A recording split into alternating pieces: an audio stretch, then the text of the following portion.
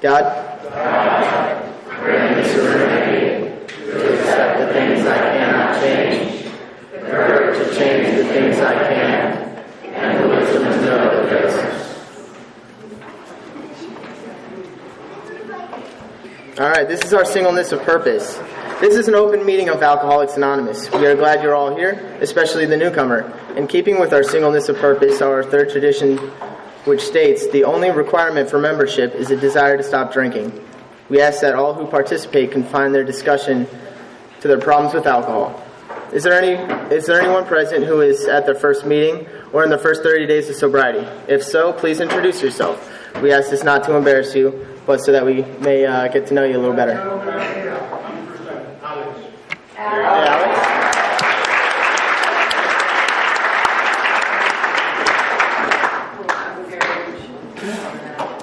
Welcome.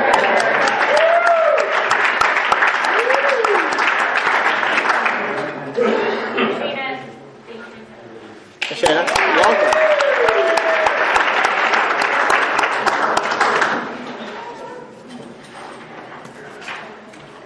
All right. Is there anyone from out of town? I'm Bob. I'm Cleveland, Ohio. Hey. Welcome, Bob.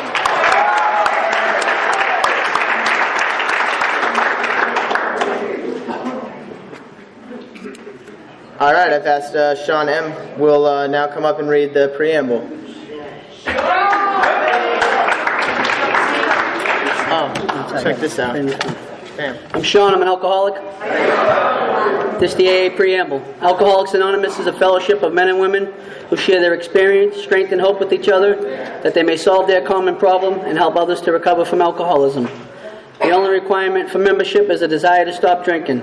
There are no dues or fees for AA membership. We are self-supporting through our own contributions. AA is not allied with any sect, denomination, politics, organization, or institution. Does not wish to engage in any controversy, neither endorses nor opposes any causes. Our primary purpose is to stay sober and help other alcoholics to achieve sobriety.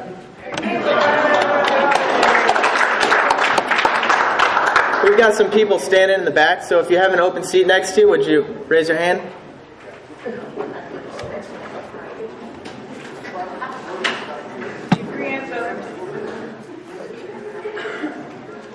I've asked Brad W. To read the steps.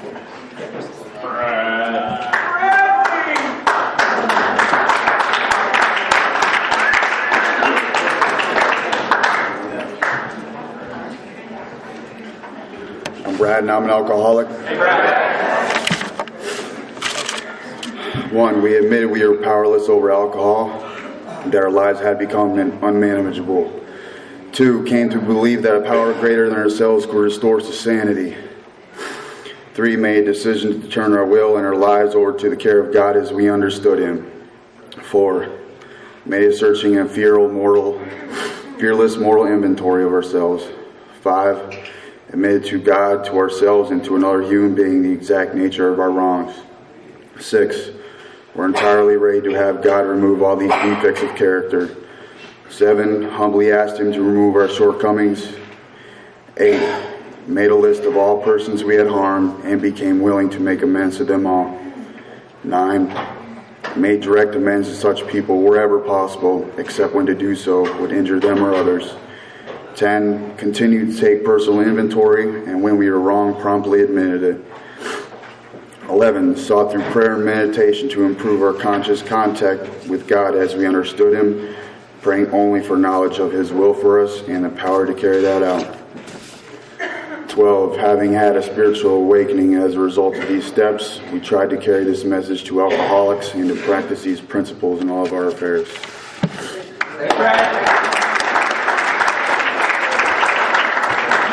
If you could please silence your cell phones at this time. Also, we ask that if you could please refrain from getting up and down during the speakers, but if you must, please do so quietly.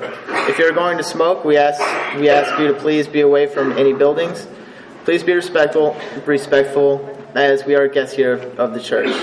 Also, if you have any announcements between speakers, please see our group secretary. Group secretary, would you please raise your hand? And at this time, Wendy H., be our first 10-minute speaker.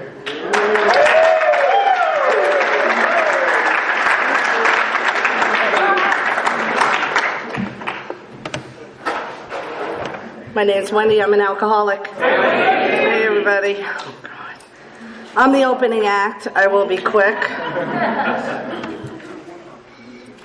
Phil, I like listening to Phil. He's my husband, so I hope I like listening to him. I like listening to him most of the time. At the podium, I like to listen to him. That's where I like to listen to him. So 10 minutes. Tommy said 10 minutes isn't hard. For me, okay, maybe when I got a lot of time, 10 minutes won't be hard, but 10 minutes is difficult. 20, okay, 10. My sobriety date is October 16, 2001, and my home group is the world famous Monday Night Speakers Group in the sobriety capital of the world, St. Petersburg, Florida. I used to be so scared when I was first in that meeting, and now it's amazing. And I feel the energy here, too. Like Monday night, I was just telling Susan that, and thank you for well, you didn't ask me to speak, but you asked him to speak. He asked me to be his 10-minute speaker, but thank you. That the energy when I was coming in here, and the greeters and shaking hands, and everyone has been so nice. And it's a really nice meeting here. And so I'm glad to be here. So I was miserable, and I had the hole, and I drank, and I blacked out immediately. And I continued doing that from age 16 to age 27. I could stop when there was a man in my life who didn't like my behavior, because that's just as addicting. And yeah, there's an effect produced there. And so I could stop at certain points for 3 months, 6 months, and then of course I had to pick back up again. And I got to the point by the age of 27 that I was, actually before that, it was my last 3 years of drinking, where I drank from the moment I woke up, worked 2 jobs so I could pay for my alcohol, and till I passed out at night. And it was a lot. I consumed a lot. I had a really high tolerance. And what it did, the big book talks about women become the real thing. We can be gone beyond recall. Well, my body fell apart. My body fell apart before I wanted to stop drinking. I had no intentions of stopping drinking, and my organs started shutting down. So I wound up in detox. And I didn't want to quit. So I picked the first guy up I could in detox. And effect produced. And I went to a meeting, and I wound up in detox again because I thought since I stopped bleeding and I could maybe consume a little bit more, I can't. My stomach's gone, it's bleeding. So I wound up in detox again, and then he waited for me 5 days for the second detox, and we walked into AA together, Mr. and Mrs. AA, and somebody said with some time that they didn't think it was a good idea that I was doing that, and I walked away from AA because I wasn't going to have you tell me what to do. So I have to be really careful when I talk to women that I don't tell them what to do, that I share my experience and I share what's in the book, and not what I think, because my thinking isn't all that great. But if I follow what the big book of 12 and 12 says, I'm all right. I went 6.5 years without drinking, and I went crazy because I was dry. And I think the insanity that I felt and I experienced then was worse than the drinking, because when you're dry, you have nothing. There's nothing you can try all sorts of things to get an effect produced, but it's not like alcohol. So I wound up going to outside issues because that's the only thing I could do. I couldn't still drink. And to this day, my body has not recovered completely because of the alcohol. So I went on a run for quite a while, was still working. I worked in an office, but I was stealing from people in the streets of Atlanta, and chasing them down in my car and ripping them off, and wound up ripping off the wrong guy who jumped in my car. And the guns came out, and they took all my stuff and what I took from them, and this guy had gotten me out of there. He knew me from a few months previously, and he got me out. I don't know how that happened, but he got me out. And we got down the road, and he said to me, "What's wrong with you? Why would you do that?" And I said, "I'm sick." And he said, if you would have just performed a certain act on him, he would have given it to me. And it hit me from this moment of clarity.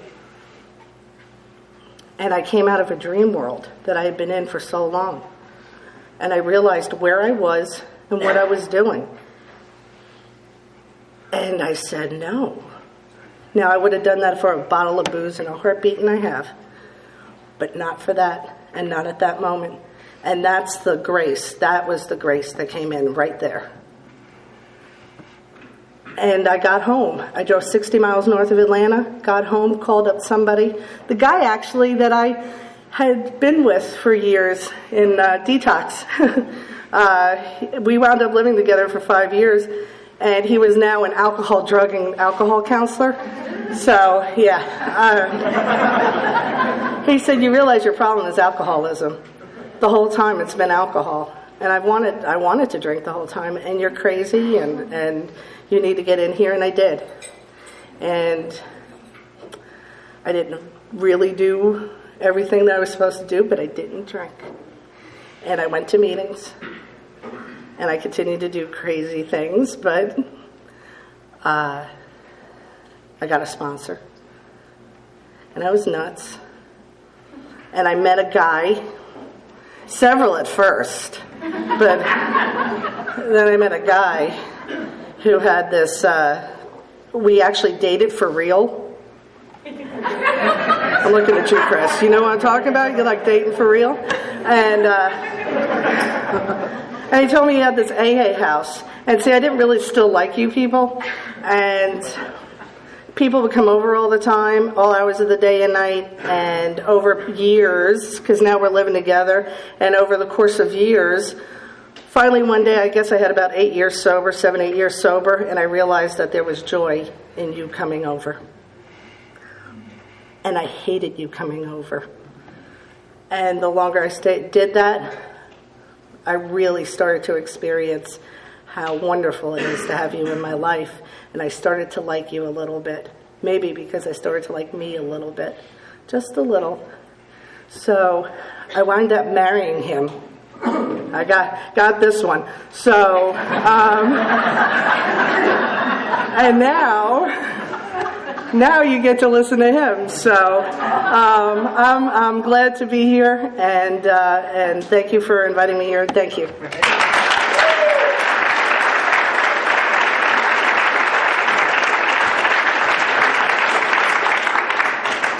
Brooke will now read the traditions.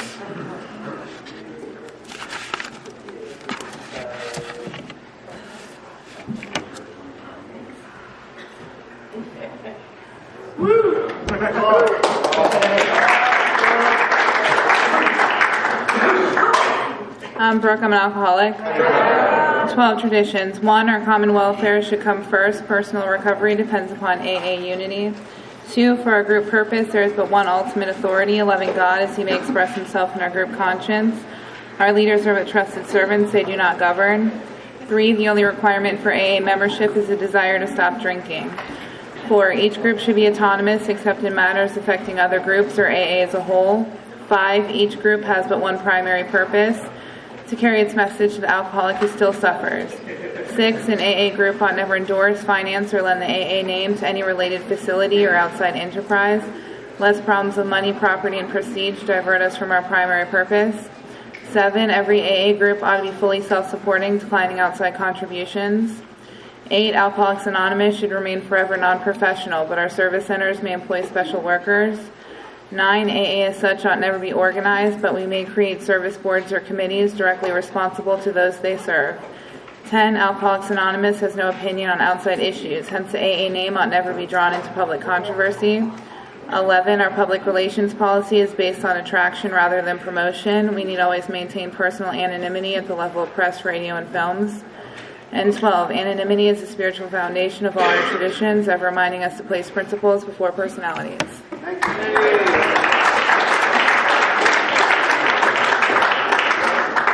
Shelby will now do the chips.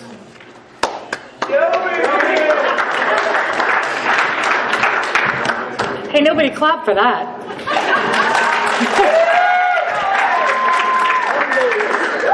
Yeah, humble. Shelby alcoholic. We have a chip system here on the west coast of Florida. Celebrates lengths of sobriety. We have a silver chip for 24 hours. One day, get a new life. Get rid of the old one. Nope. Anybody for a one-day chip? Woo!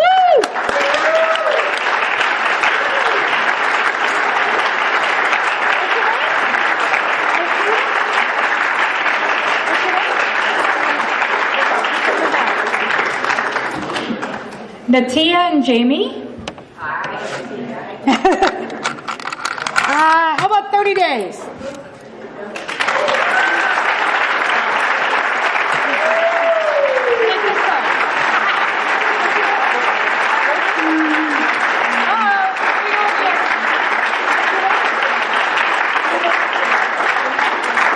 right, I'm not going to remember. Brittany and Shayna.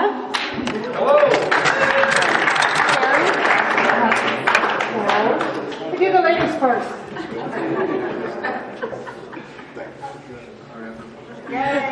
And Sharon and Steve. How about 2 months? 60 days. Woo!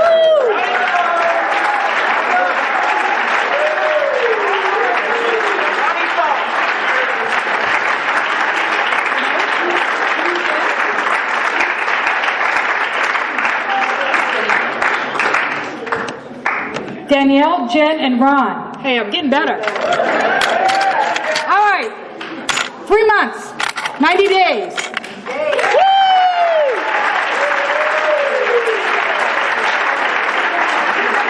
Congratulations.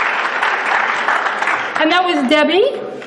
How about 6 months?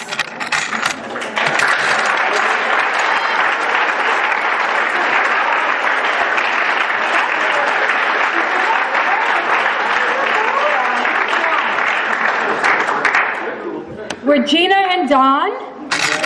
My favorite chip, the purple one. 9 months.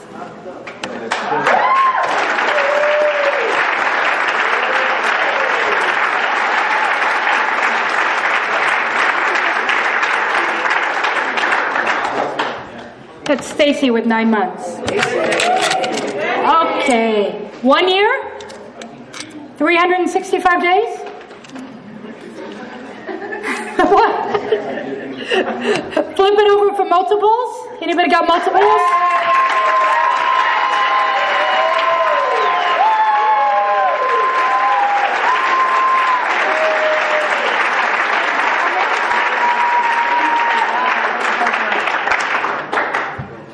And that was Kathy with 33 years.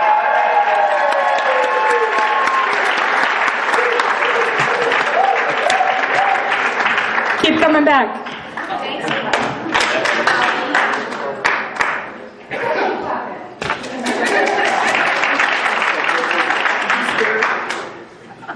All right, I'd like to now introduce our second speaker, Phil H.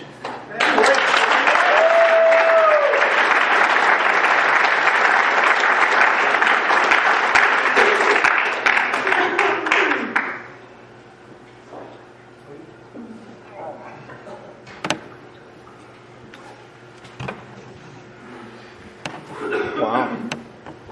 I'm an alcoholic. My name is Phil. Beautiful energy in here.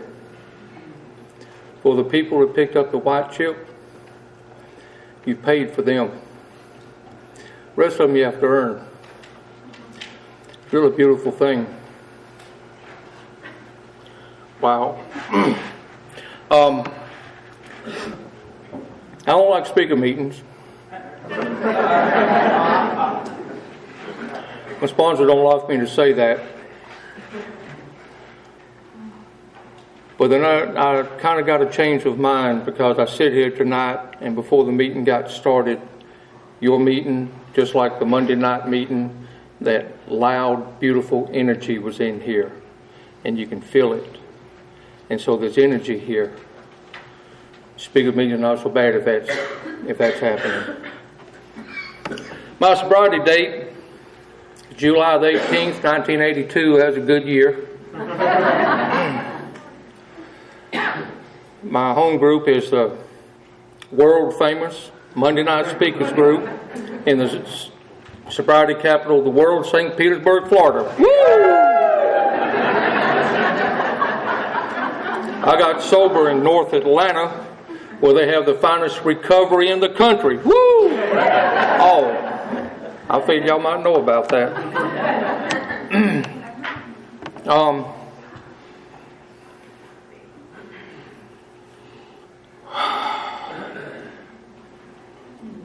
It's been an interesting journey in sobriety. And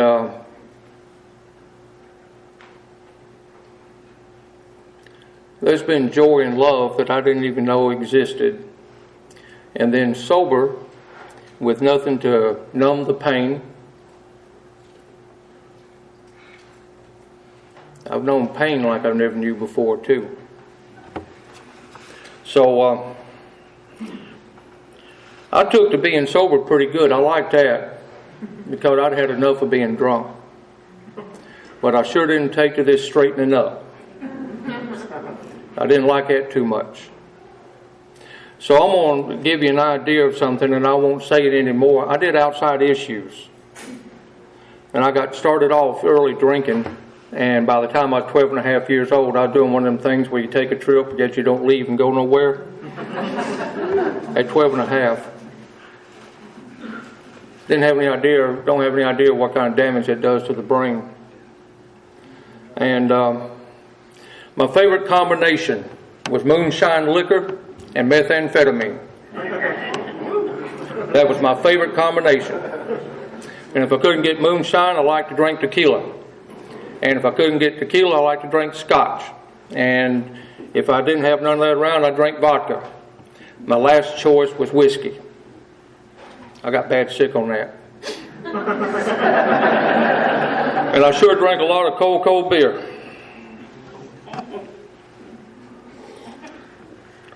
So I'm not going to say anything more about the drugs, but I'm just going to say this.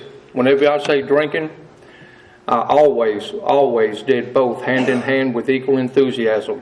I was never more than just a smidgen away from having both at the same time. And because of what I did, it helped me stay awake. I was able to drink around the clock. So I was one of them blackout drinkers that would go for weeks at a time in a blackout. Weeks. Driving, talking, going to work. Got married in a blackout. In a pink suit.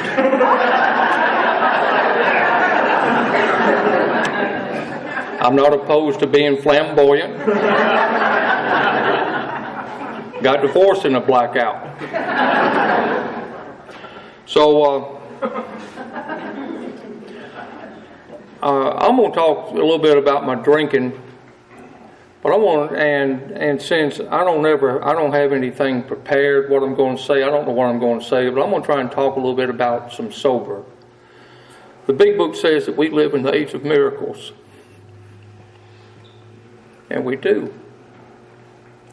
And the thing comes down to whether I believe the book or not. See, there's a lot of books written about a lot of stuff. Hell, just go to the library. There's a lot of books written about God, ain't there? How many shelves are written? So I don't guess it's concluded.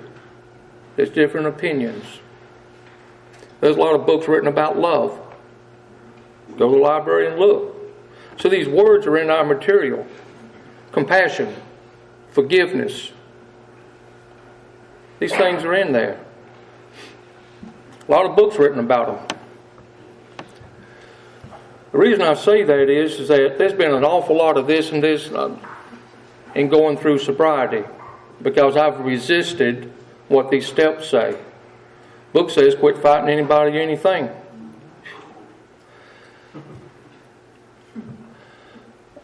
Honest to God, you have got to be kidding me. Why? Because we look around and don't we see, just like it says in the third step in the 12 and 12, if each group has sufficient force, they will impose their will on other people, and the same thing is being done on an individual basis. Quit fighting. So this is the kind of stuff I didn't warm up to too quick. And it was from a lot of pain that I come to see the truth and then the spiritual energy that's in our material and our way of living. So I grew up in an alcoholic home, and a lot of violence, pistols, shotguns, beatings, just a lot of violence. Daddy wouldn't drink through the week, but he'd drink on the weekend. Come Friday night, it was really bad until Sunday night when he'd finally pass out, and then he'd get up and go to work Monday. He held a job. I wasn't too able to do that. And the weekend was rough. So all week long, just like with Al-Anons, the terrible fear of what's fixing to happen on Friday, all consuming in the mind, just terror, bewilderment, frustration, and despair were my friends before I was 6 years old. Every day, round the clock. So at 6 and a half, I was already being given beer. They'd pour. Daddy and my Uncle Dan made some really good homebrew beer, and it'd get you drunk. And pour it in a glass, put some salt in it, and the head come up on it, and give me a Slim Jim. So at 4 or 5 years old, I'm drinking Budweiser, I'm drinking homebrew beer, and I'm eating a Slim Jim. Now this is good stuff.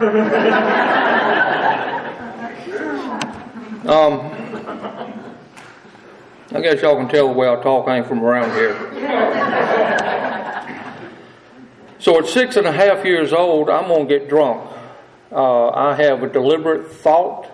I know what I'm going to do. I go to the refrigerator, get a quart of homebrewed beer, cold, and start to drink it. And the best I can remember, I drank most of it. And I got so drunk, I was laying in the floor, and Daddy was fixing to pick me up and just give me one of them beatings. And I ain't talking about a whipping. And I remember Mama hollering at Daddy going, "James, don't you beat that boy. You taught him how to drink."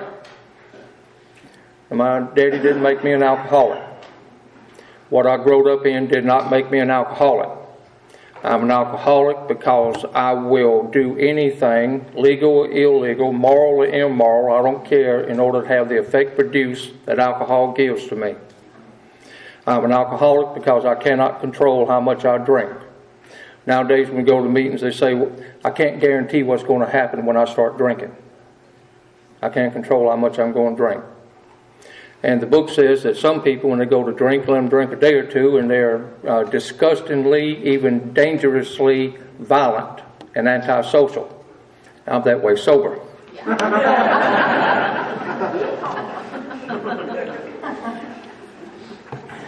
So, I'm going to skip on. That's how I got started out. At 17 years old, I broke my neck because of moonshine liquor, methamphetamine, Budweiser, and pot.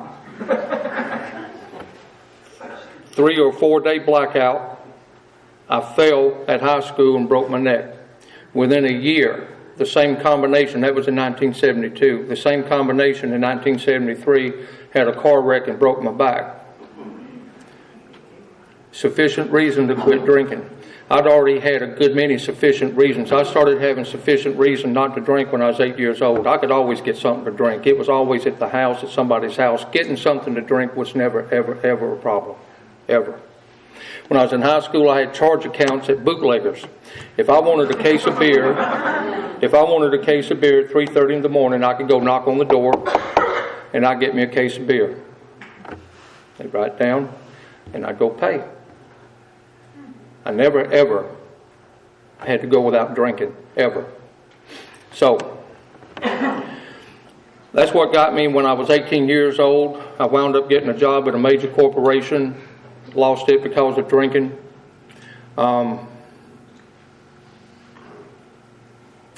In 1982, I'm bad drunk in January, and I turned 27 years old in April of 82. The big book talks about loneliness that's associated with alcoholism and how people don't want us to do anything to do with us. The way it says it is that people turn away from us bored and hurt because of the type of person I am.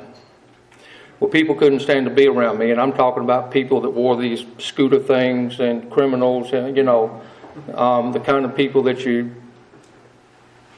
move away from. You don't want to be around them. They're violent people. They didn't want nothing to do with me. They didn't want me to call, didn't want me to come by. They quit buying dope from me. I'm pretty much out here getting by myself in April of 1982. June 82 comes around. I had 5 DUIs. I want to get to some things sober. In June of 82, I started on a big drunk. And during that time when I got married in a blackout, went on a honeymoon in a blackout, and I got divorced in a blackout. That was my first marriage. And she was a good girl. She really was. She didn't deserve me. I hurt her. And so in June of 82, I'm really drunk and in a blackout. And I started getting wound up for the 4th of July. Because the 4th of July, we celebrate a holiday. Right?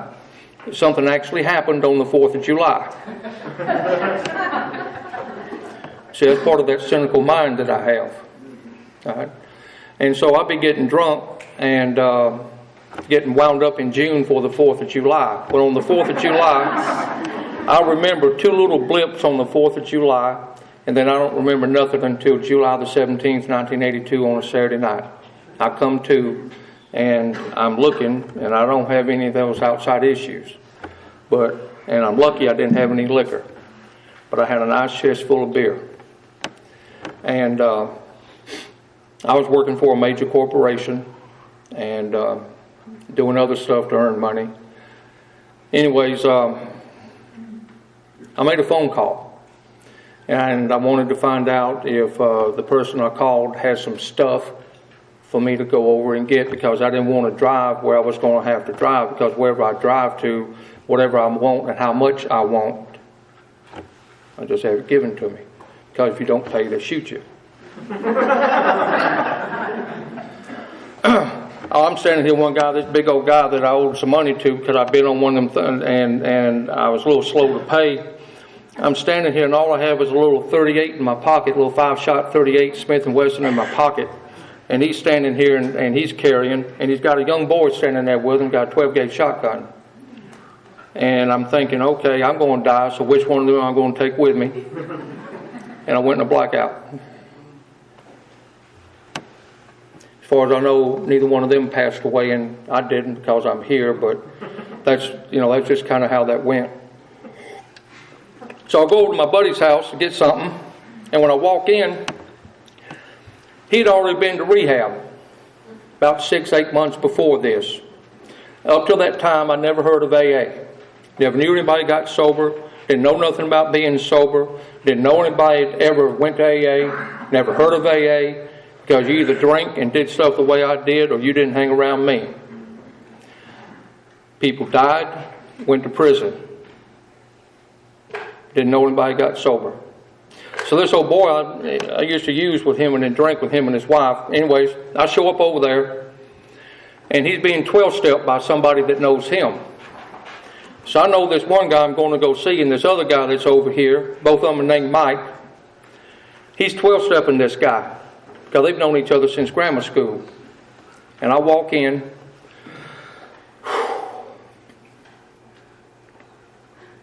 and they started working on me. And they want me to go to a meeting. It was a Saturday night. And I'd done been blacked out for about 4 weeks or so. And I told them I wasn't going to go to an GD meeting. Said a bunch of other things too. But there was something going on. I was alone. And I'd have been broke up, the broke neck, the broke back, the other motorcycle wrecks and car wrecks, getting in a fight, having my ass beat, you know. Nothing was that kind of pain of being alone. Because I was alone. There wasn't nobody. My parents wrote me out of the will when I was 18 years old. They didn't want me to knock on their door. I'm crazy. I'm like the book describes over in the traditions and everything. I had complications other than too much guzzling. So they get to working on me, and I tell them, well, look, I'll go, but I'm going to drink on the way to the meeting. They said, that's okay. And I said, if I go to that meeting, any of them SOBs start asking me any questions, I'm going to hit them in the head. And so I'm going to let some ego come out. Instead of hobbling up here like I did just a minute ago because of my back at that time, I was capable of hitting somebody in the head. They said, ain't nobody going to ask you anything. So I showed up at a meeting. Oh my God, if you knew. You can't imagine how wonderful it can be. How wonderful it is to be sober and to be with people like you. If you've been living like an animal, that you can't even have the comprehension of what it is. It's beyond anything you can imagine. Because it's beautiful. It's a miracle. It's love. So I drink on the way to the meeting. And I walk in. And I start asking people, if you drink this much liquor every day, if you do this much dope every day, if you smoke this much pot every day, do you have a problem? And wouldn't nobody tell me. They would tell me about themselves, like the book describes. Talk about me. It ain't for me to call somebody an alcoholic. Well, it pissed me off. I mean, it really did. I wanted somebody to say. So they have a meeting. I don't know what they've done. At the end of the meeting, they're passing out chips. And so they passed out that white chip that two of y'all got up here tonight to get. And so they're looking at me. And I said, look, I'll quit drinking hard liquor and I'll quit doing hard dope. But you mean you want me to quit smoking pot and drinking beer? And they said, well, yeah. And I ain't going to say the F word tonight, but I'm going to say, you're effing crazy. Drinking beer and smoking pot ain't nothing. How do you not do that? And I did not get a white chip. After the meeting, them two guys that carried me to my first meeting talked me into putting one in my pocket. I don't know what I did the rest of the night. The next morning, Sunday morning, July the 18th, I drove out to Noonan, Georgia, to a Georgia power plant. We had to go out there and do something for the company I worked for.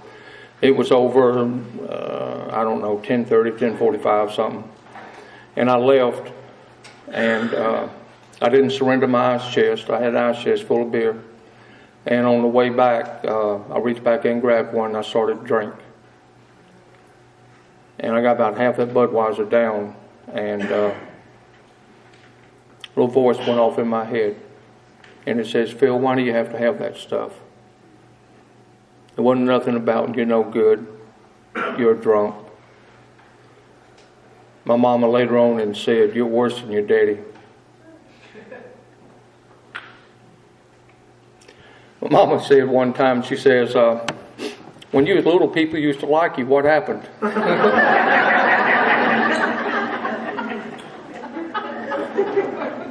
I remember standing in front of a mirror, and I'm bad shape, and I'm looking, and I'm going, what's the matter with my eyes? Mama said my eyes were brown, and they're black. I got shark eyes. And Mama said my eyes were brown. That's how I couldn't understand anything. So that voice went off in my head, Phil, why do you have to have this stuff? And I started to cry.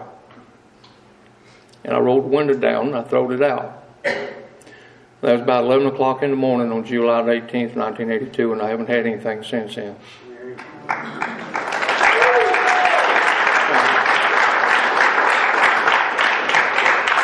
You might not do that when I tell you some of this other stuff. I shook for the first week. I never had the shakes because I've never been sober. And I come off the stuff the hard way, cold turkey. And I sure am glad I did because I remember it. I don't need no newcomer to tell me what it was like. I remember. I think about it quite often. The second week I was shaking. I'd be sitting in a chair. Can't hold a cup of coffee. Somebody go get me another cup of coffee and say it's okay.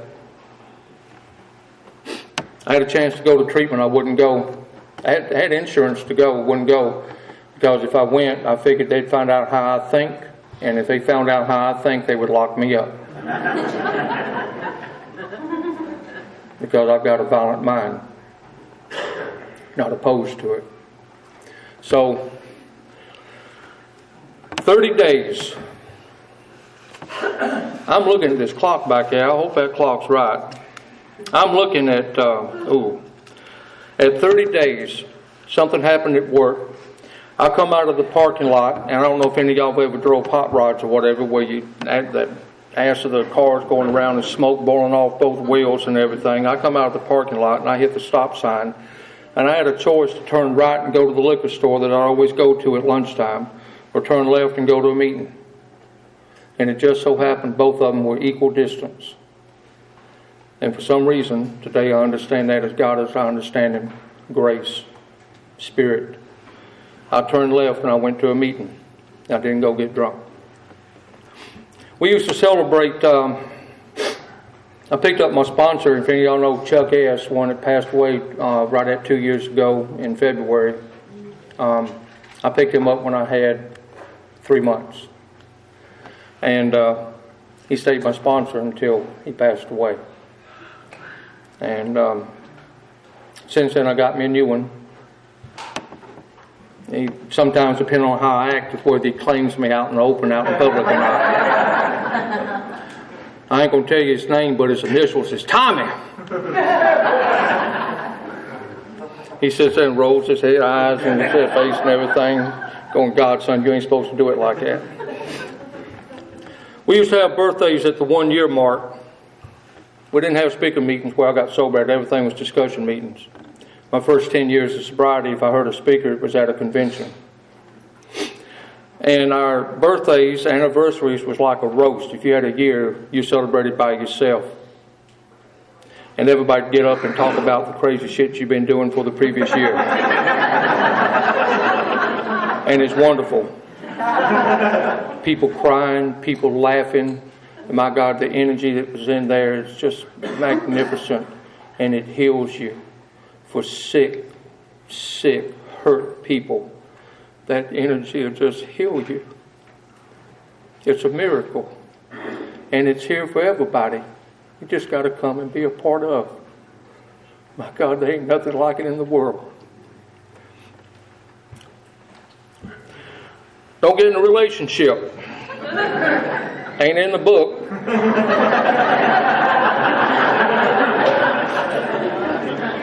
But they got a little guideline in the 12 and 12 about being solid in the program. Where I got sober at, they said you're a newcomer until you got 5 years. Ooh. Takes care of that 2 year wonder stuff. Solid. You got 5 years, okay. You're getting a track record. So in the 12 and 12, board meets girl on AA campus. Talks the word compatibility. Well, that's a big word. So anyways, I wound up marrying a newcomer. So I married a newcomer this time, except I done learned, or at least I hope I done learned. I married a newcomer. By the time I got married, I done had a business going. When I'd walk into a meeting, I'd make sure that I'd open my coat so that you could see what label was in it, like handmade, Hong Kong tailor, handmade. I'd make sure you could see what kind of watch I had on, and if I had to get up in front of you and do this.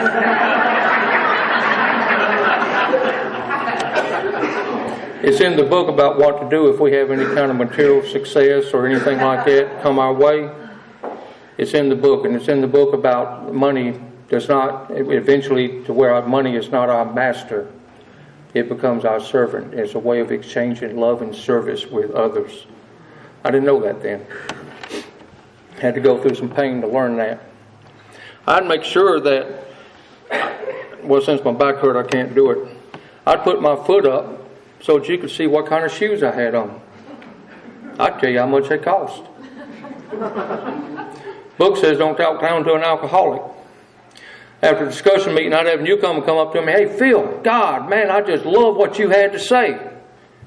I go, "Thank you." "Hey, would you be my sponsor?" Well, I'll tell you what, if I see you hanging around here for a year or something like that, I'll pay attention to you. Now you decide how damn sick that is. That's how sick I am. Never talk down to an alcoholic. Never talk down to nobody. 4-step prayer says, when someone offends, let us look at them like ourselves as a sick person. That puts me equal to everybody. No worse, no better, equal. God, save me from being angry, and how can I be helpful? What kind of spiritual growth in it is there? And for the mind to go, I'm not going to be angry. God, help me. What can I do to help that person that just pissed me off? What would the world look like if people did that? See, that's why I started out about this thing about words. These words mean something. This book is asking me to live in the way the rest of the world don't. This book is asking me to live a spiritual life or die drunk.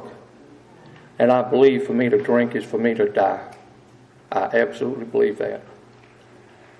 I blow smoke up your ass snot. I believe that. Because there's nothing in my life that says that I can drink and have any kind of sanity. I'm a wide open animal. So, I get married, she relapses. We have a kid.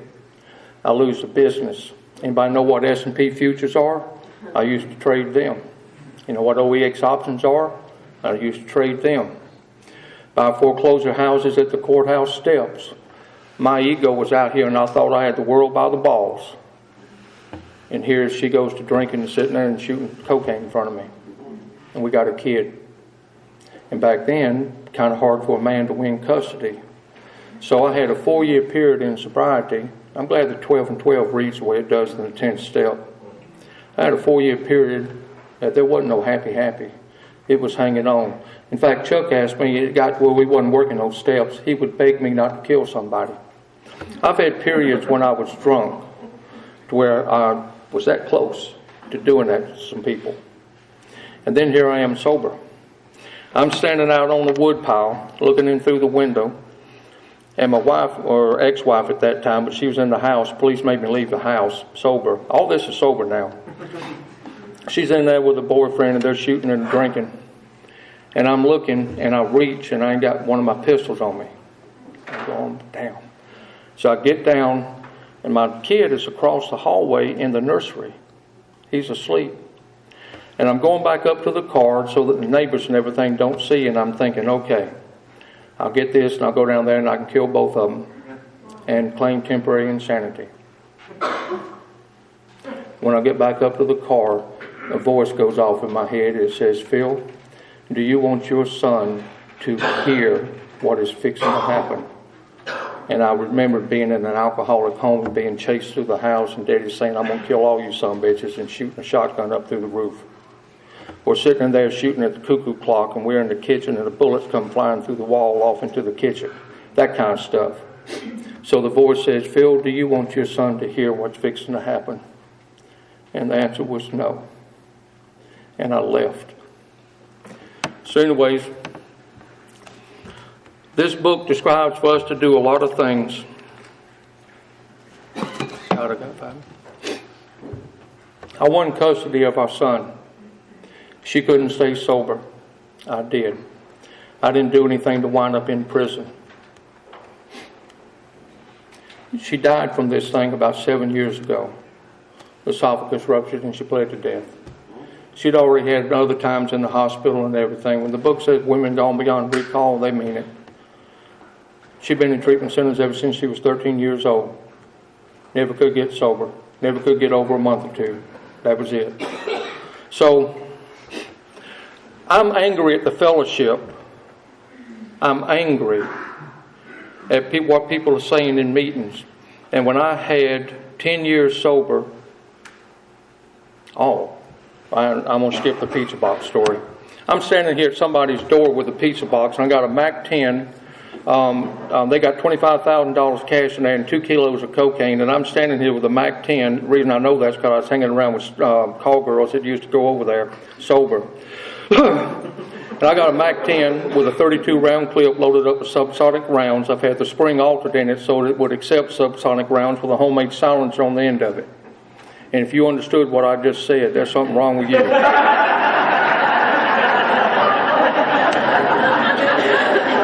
Because you got one of them kind of minds too. If you spot it, you got it. I knocked on the door. The guy would not let me in. Right before I walked up to the door, the little voice goes, "Phil, don't shoot your way in," because his house was at the end of a cul-de-sac in a subdivision. Now, why did I share this? My sponsor taught me that God works in ways that I could not imagine because I was raised up in a religious thing, and I could not buy into this God idea. I just couldn't. I could buy into you, and I didn't know that's what it was going to turn out to be. You see, because when I was coming to these meetings and I look at you, God, the twinkle of the stars is in your eyes. The love and warmth that the sun brings to life on earth pours out of your hearts. And that's helped me stay sober. Because here with you, people like you, I found love. And I ain't had none of that in a long time. And I sure needed it. Need it today too. There's been some tough times in sobriety. So that happened. I quit going to meetings because I was mad. And when I was 16 years sober, I almost got loaded. God's grace, consciousness, like it describes in the 12th step. Thank you. I knew I was in trouble. I was driving a truck cross country, and I come back. I quit doing that. I got a local job, and I come back into meetings full time when I was 17 years sober to be with you. And I come back with a different attitude because without you, I'm dead. Frequent contact with newcomers and each other is the bright spot of our lives. That's absolutely true. And if you don't know it's true, please find out. Because it'll bring a feeling to you, an energy, an awareness that makes life worthwhile. Being with you is life. Being with you means everything. Everything I do is to be here to be with you. Because with you there is love. And love is the most powerful thing there is. Because love is of God. As I understand it. The kind of love that takes the unlovable and makes them decent people. The kind of love that's here that takes people that are criminals, insanely violent, crazy drunks, and turn them into respectable people. It's miraculous. I had a spiritual experience that Bill had when I was 20 years sober. The book got rewritten when I saw that, or when that happened in the 12 and 12. So I'm going to close with this. The big book is absolutely accurate. The 12 and 12 is a laser beam on the ego. There is no escape from the ego. The 12 and 12 says ego down, spiritual up. Ego up, spiritual down. Whether I believe or not don't make no difference. If I put ego down, spiritual energy occurs on its own because the great reality is here. Don't have to do anything for it other than to get their ego out of the way for this to be able to connect with you. And until that happens, yours connects here and helps that happen. It's beautiful. So thank you.